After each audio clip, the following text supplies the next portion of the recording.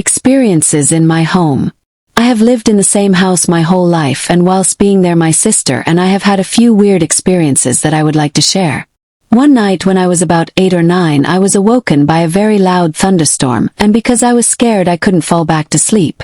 I walked into my parents' room at the other end of the house to get my mum to come and sleep with me. Anyway, on the way back from her room she stopped and went to the bathroom, leaving me outside waiting for her. I had my back to the bathroom, and where I was standing was a very dark part of the house because there were no visible windows.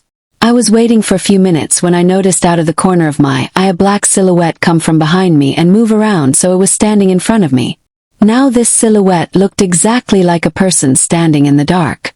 It had the perfect shape of a person. It was around my mum's height, and its shape didn't change or distort like a shadow would. It was literally a black figure standing in front of me.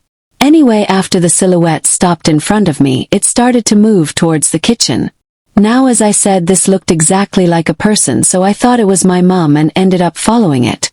It moved all the way through the kitchen, living room before moving into the laundry when it suddenly disappeared. I stood in the doorway of the laundry and yelled, "Mum, where are you?" And she responded, "Still in the bathroom." Well, I was terrified.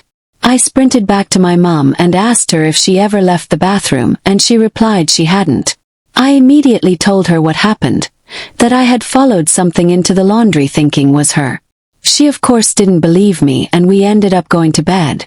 To this day I cannot explain what happened no matter how hard I try. The only other people in my house are my dad and sister. The silhouette was too tall to be my sister, who was only 2 or so at the time and still slept in a cot that she needed help out of. It was too tall to be my dad, who, I did ask if we got up during the night, swore he never left the bed during the night. And I'm sure